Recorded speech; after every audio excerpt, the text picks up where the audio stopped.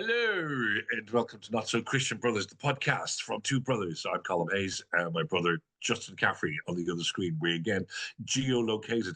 It looks like our tech guy. If you want to say hello, so your screen comes on, Terry. Hello, everybody. What's going Terry on? looks like you're in a bunker. Terry looks like Yeah, you've already gone to the bunker. I'm already ahead of the game. I'm down here now. I'm locked in, and this is Yeah, fake yeah, yeah. light coming through my window. It's like a fake window I built. Okay, so before you all head to your bunker, your nuclear bunker, which I presume you all have. Oh, Justin's just left the screen and gone to the bunker. No, he's back again. Is please like, subscribe, send us some messages if you want, and you can get us on if you're watching on YouTube. We're on YouTube. We're on video on what's that other one? Spotify video, and we're on audio all around the world. Is that all correct? Same parents, different timelines, and united by chaos. Strap on, strap in, for the not-so-Christian brothers.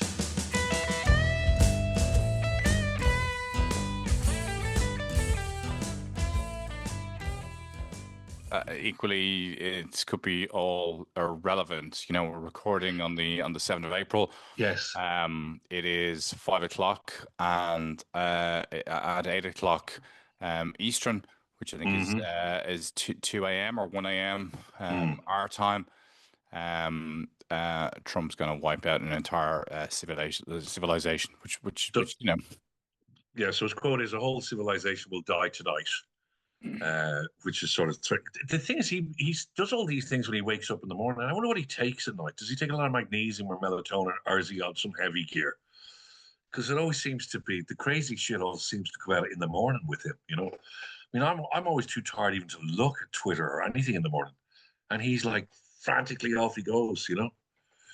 But you know, as a teetotaler myself, Oh, of course he's a teetotaler. Yeah. he doesn't really, fly a great flag for sobriety though, No, he because doesn't. No. he almost is the kind of a fella who needs to have a few drinks. Yeah, I'd love to know I'd love to know what Trump does in the evening to chill. Because, like, does he sit and just watch Fox News in his underpants? Well, the rumors about his underpants are very significant because the running joke with Trump all the time is that if you stand close enough to him, he stinks of urine. You're joking me. Oh no, it's a I very never like heard this. this. And this goes back to even 2016. And the funniest thing is that Marco Rubio, who's now, his what do you call it? Not foreign secretary. What do they call them in America? Anyway, Yeah, the man who goes to see foreign governments, foreign affairs or foreign whatever. affairs Yeah. chaperone. Rubio even ribbed Trump back in I think in 2020 about the fact that you don't want to stand too close to him because he stinks of urine. So apparently Trump has been wearing nappies since 2016. Oh my God. And yeah, so I'd say in of an evening, he probably has to have a shower. He probably has to shower a few times a day because that urine pressing against your skin. I remember from my own time changing babies' nappies, which in fairness was 18 years ago. Yeah. And actually, in fairness, yet again, my wife would probably say Yeah. I didn't. Um, but yeah, their clothes get a bit stinky. Yeah. The skin gets stinky. So Melania probably has to put him in the bath, scrub him off, scrub him off because that's the only thing she wants to do that has With them, anything to do yeah. off. And then 10 Marines have to lift him out. Yeah, yeah. 10 Marines, probably on a crane. So there's a lot of kind of prepping and talking of a lot of body to Chafing. talk. A lot of chafing. I wonder as well, with the amount of urine then is possibly soaking in through his skin, is that the color of his hair? Is that actually where the urine then is coming out? So he's got wee hair. Yeah. I mean, Yeah. it's possible, isn't it? Because I mean, I saw some commentary the other day from an Irish plastic surgeon who's in a documentary that's coming up on Michael Jackson, and he was Yeah. talking about Jackson was in Dublin in 2008, and he'd asked for an emergency session because apparently his ankles had started to tan, and he wanted to whiten them again. Oh, wow. And so if Trump Yeah. is enjoying this orangeness, then maybe he's seen the value of his own urine. I mean, I know some people who've drank their own urine Oh well, sportsmen do, don't they? Yeah. yeah, Yeah. when they're on endurance runs and stuff. Yeah. So Trump is probably drinking, sorry, osmosisly Yeah. consuming his urine through his nappy and his skin, and then in turn that's turning him orange, and I think that's impressive. I think it's also leads to crankiness because a lot of old men are very cranky, and it's a lot to do with chafing and stuff. And maybe he'll just get so annoyed with his chafing and his urine that he'll just take the biscuit, which is apparently the name of the little thing he has all the codes on, and just hit the button and then go, good luck to you, end of the civilization. But it got me thinking, if you've only three things to take into your bunker,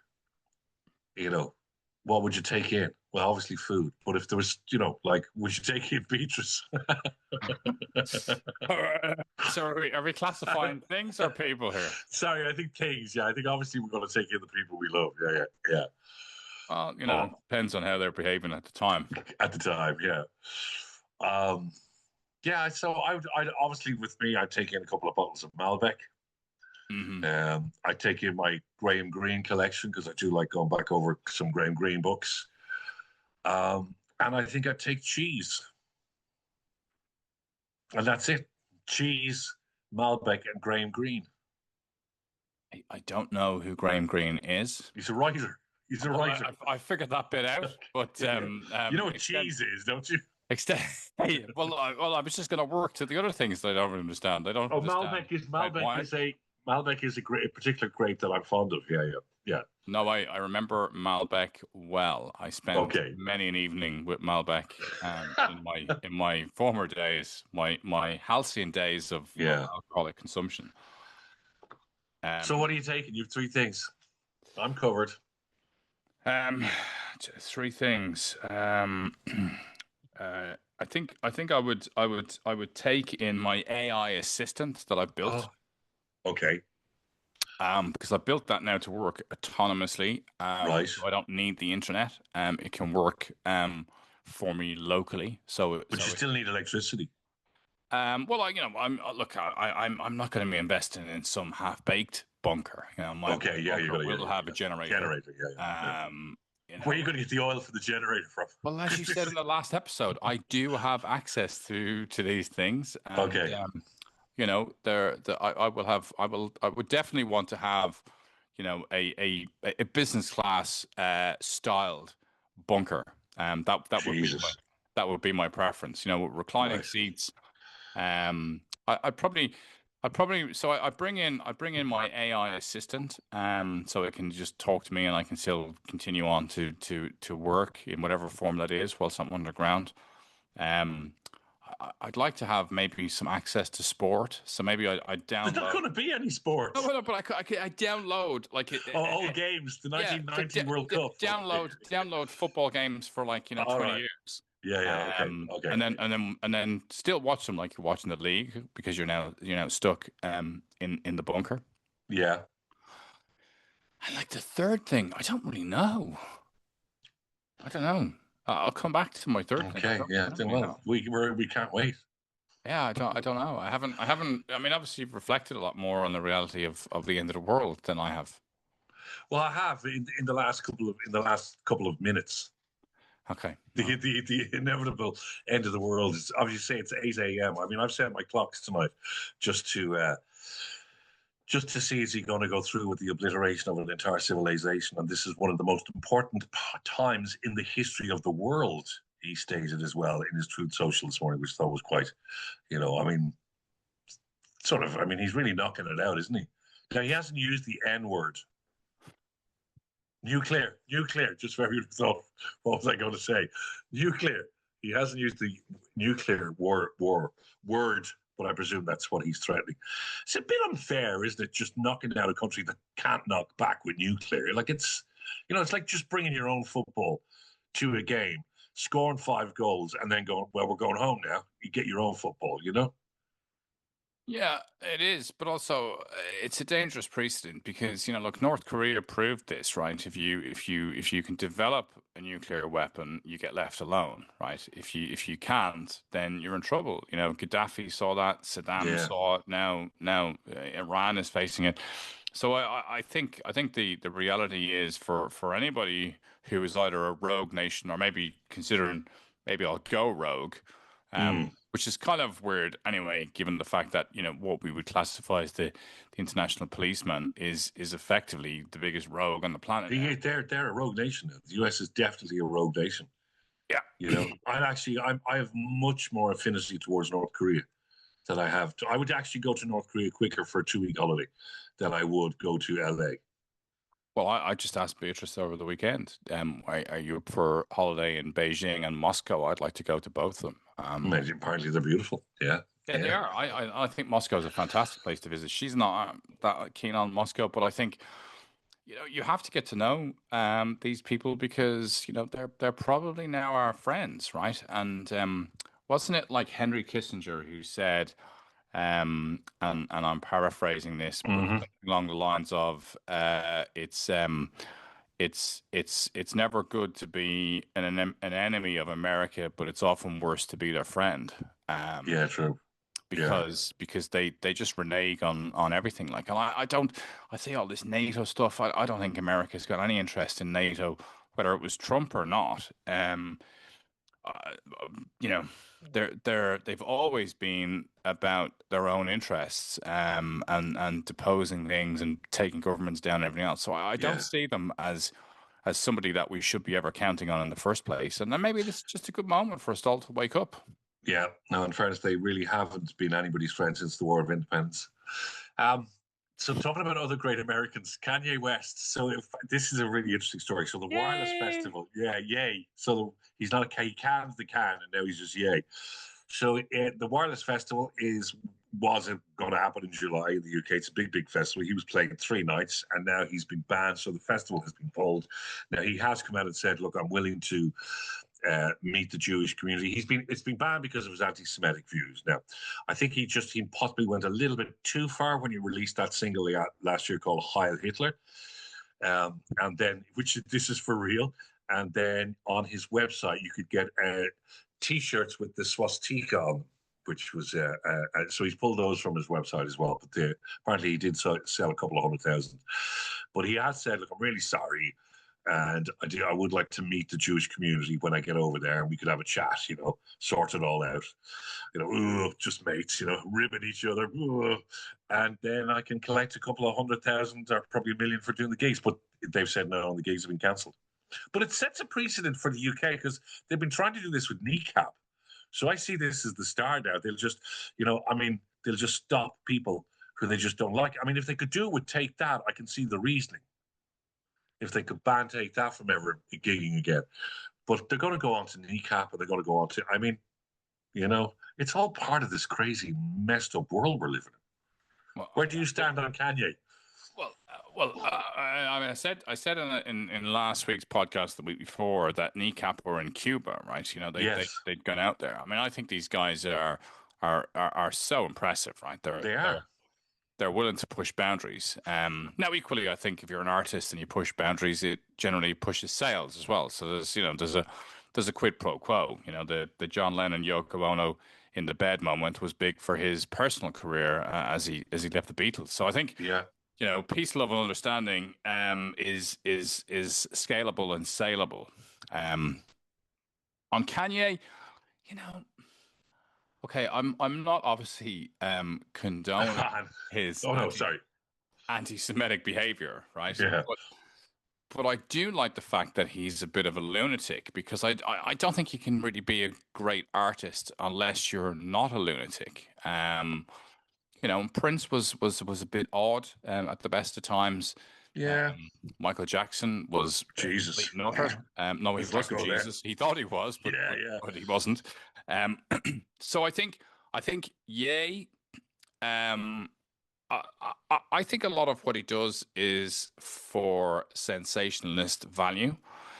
And I don't actually think that's hugely different to many degrees to what Elon Musk has done for sensationalist value. Remember the Nazi salute at the Yeah, I know. at the But why is it this?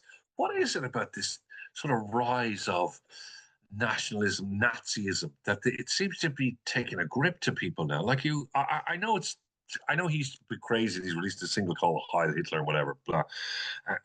And then you've got the Elon Musk. But I mean, we were talking about this a couple of weeks ago, young men and that. I, there's definitely a rise of sort of a sort of acceptability towards almost supporting the Nazi view. Now, they'll never go down the full track, but this whole National Socialism and, the young Nazis, the Hitler Youth, and I mean, it's almost there's a sort of a whitewashing of them, which is really scary. And then, what was it? Somebody was saying, even comedians are jumping in. Somebody was saying, like Elon Musk, comparing Elon Musk to the Nazis, and people were saying, "No, don't be ridiculous. The Nazis made great cars." I know, but you shouldn't know what I laugh mean? at that, but that's quite good. But it is. But it's this sort of. I can see it coming in. We can see it online. But when you start seeing comedians then bringing it into their act as well, it's like it's. I don't know. It's quite uncomfortable. Going, are we okay with this? Even as I sit here in a very white T-shirt. Very white T-shirt. It's a very white T-shirt, yeah.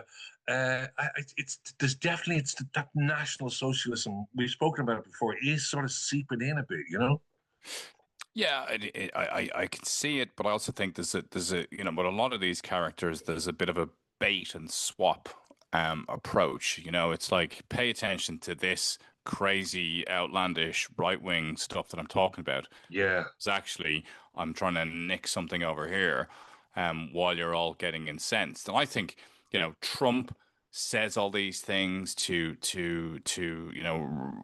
get half of America incensed, and then they're not really paying attention to the actual things that they're doing. I think Musk is very capable of doing that as well. I mean, look, the whole Tesla empire is under pressure. I saw a report from JP Morgan yesterday where they're actually showing that they believe that Tesla shares could go to $50 in the next Jesus. 18 months. It's currently $300 a share, right?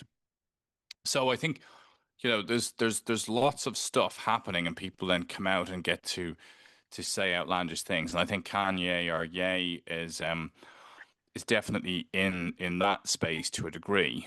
I do think the rise of nationalism. I know we don't agree on this point, but I do think that we have made mistakes in Europe in terms of uncontrolled immigration, and that's only going to get worse now. We're likely to see huge amounts of people coming from Iran, and further destabilization in the Middle East as well, because of Iran's acts. I mean, if they do hit these petroleum points and Karg Island, Iran is going to hit desalination in Abu Dhabi and Dubai and all these places, and people can't live there anymore, right? So I think this is going to change the dynamic. And the problem is, it's not to say that those people shouldn't be able to come to safer countries, but the problem then is that like in Ireland, there was a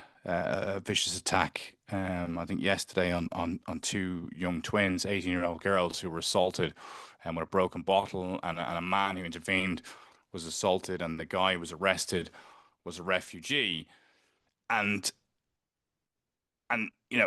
he is a statistic, right? But he's something that the right will use as the flag to fly, to say this is why we shouldn't allow these people in. And but that's equally, I know. And then equally, we don't have a way of vetting who is coming in. But hang on a second, we're not we didn't vet the Keenans, and they're living in Walkinstown. We don't vet, people who are walking around selling drugs. I mean, 95% of the crimes, I would imagine, are committed by Irish people, and some of the most heinous and horrendous crimes are. And the drugs, like, we control the drugs across the Middle East. with this particular family. And I think I think, yeah, you're right. When a refugee commits a crime like that, the right jump in and they go, well, this is it. But I think that needs to be, we don't. Unfortunately, I think in what we do, and I can see it happening in our government, is we sort of go, we soften down a little bit, and we go, okay, well, maybe because 0.01%, has committed a crime, then maybe we should look at banning all of them. Now, these are people that are coming from horrendous situations in appalling countries, and I think there has to be a greater group think across Europe about how to deal with it. I absolutely agree. If we deal with it wrong, we're handing fodder to the right wing, But at the end of the day, those right wing lunatics are probably causing more crimes than the people they're pointing the finger at, like we know the Tommy Robinsons and that of the world, But I can see it. But I mean, I just wonder, years ago when we were invaded by the Normans, right? I mean, and they came up through Wexford and all the way up to Dublin and everything. Was there a lot of dubs, going, oh, Jesus, the Normans are everywhere. Everywhere you look. What's your name? Norman. They're fucking everywhere, the Normans, coming up here taking our... Oh, yeah, we don't have anything. Yeah. Yeah, coming up here building castles. Look at them, building the castles. Roads and everything. Look at all that stuff they're putting down. We didn't need the Normans. What have the Normans done for us? Yeah. Yeah. So, so it's... I don't know. I hate to see a situation whereby we lose so much of our soul and our morality that we see families who are being completely obliterated, and we're not able to say, you know what, we're a safe country. Come on in. We can take care of you. We're also taking care of the homeless and the Irish and the people who don't have jobs over here. But there's enough here for us all to. We're a nation that the world took care of us, and we're a nation that should be able to take care of people well and do it in a way where obviously there's no finger pointing going, look, your man's getting a laptop, a Mercedes, and a house in Foxrock because he's from Syria, which we all know that doesn't happen. He didn't get the house in Foxrock. No, it was Captain Teely. He got Captain Teely. But it's like that. It's like that disinformation. I just think it's unfortunate that we can't be a little bit more open to. I mean, you walk into Dublin City at the moment. I love that multicultural feeling. Like you go to New York, it's just, I love that sense, and the food and the people and the color and the stories they bring. Like, what the hell? We've done that for hundreds of years. The Irish have, infiltrated every part of the world. So I anyway. Yeah, look, I think the sentiment is right. I think your intentions are well founded. Thank you. Yeah, but I do think that the evidence is well played out throughout Europe. And I was in Malta last week, and I was having some dinner with government officials in Malta, and asking them the question: is this something that you see in your country? And Malta is very much aligned with Ireland. It hasn't really got an extreme right wing. They actually have a Labour government that's been in power for a long time. But, they now have an issue, and it's starting to come to the fore. And I think 1/3 of their population is an immigrant. So I think... But Malta was always an immigrant nation. I mean, it started as an immigrant nation because it's an island. I mean, they have 3 languagues. No, Malta's one of the most ancient cultures in Europe. I'm saying, but because it was Neolithic temples and stuff. Yeah, but because it was an island nation, it was constantly being invaded. I mean, Yeah. No, it was. And it has 3 languages, doesn't it? They speak Maltese, Italian, and this other thing. Oh, English. Yeah. This other thing. Yeah. Let's call it English. No, I agree. They were invaded, but actually they equally they survived a lot. Interesting. If you ever want to look at the history of Malta during World War II, they were bombed and closed off in the world, and they never lost control of the island to the Germans. So they're a strong nation. But the point is that in all other European countries who are ahead of us on the curve, the populist vote, the popular vote, and let's talk about populist or popular. This is like when most people start to vote for somebody like Trump because they feel that there is a challenge to their country, their rights, their sovereignty, and that's coming here, right? Doesn't matter I know, but how it's you and I just debate about it. That's coming no, I here. know. Well, debate possibly will stop it from going, off the edge. I mean, I just love when Americans say, they're coming over here and they're changing the whole culture. And like, it's not that long ago, you actually went in and you just slaughtered the indigenous race so that you could have a farmland, and you're all English, German, Norwegian, Dutch, Irish. So like it makes nonsense of what they say. It really does, And I mean, we're all multicultural. Every part of Europe has been invaded at some stage, has been part of a different empire: Turkish, Ottoman, Moorish, and it was different then. They were actual invasions as opposed to us now helping people from countries that are being obliterated.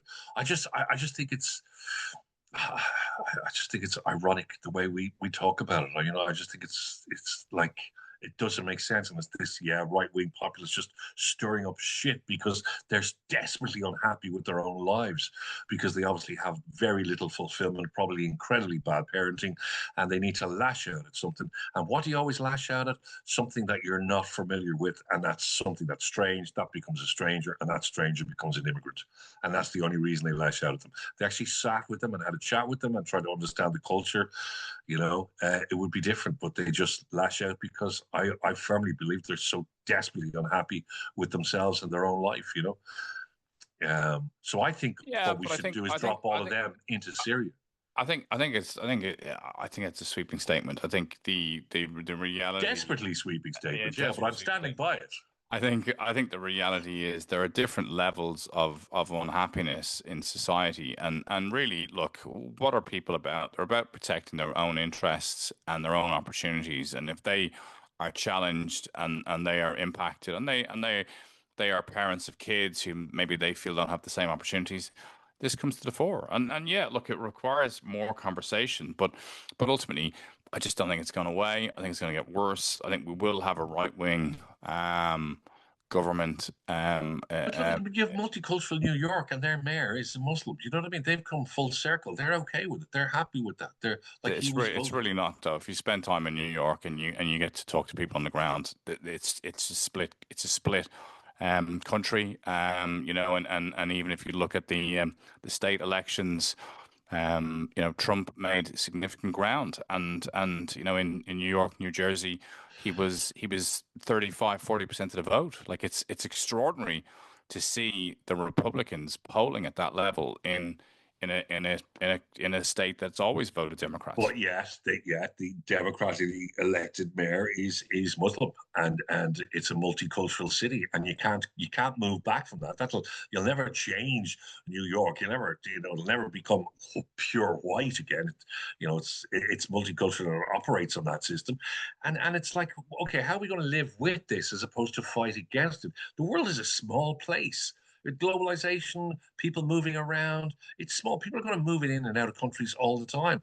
Why are we making such a big issue about it? Well, Why, but again, I think if you look at New York in detail, what you find is that people are leaving. So like there's a lot of people in America who will see New York as the capital of the blue stated country, and Texas and Houston being the main state and capital of the red stated country.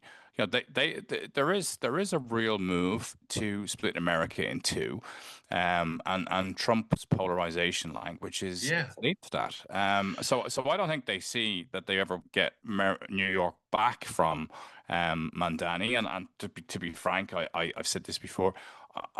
I think Mandani's got a long way to prove that he's able to do the job, because it's an extraordinarily difficult job. And I don't mean that Of course, it's difficult for derogatory anybody. way that, Yeah. that he is Muslim, but he's got no Yeah. experience in the job. He's a young lad.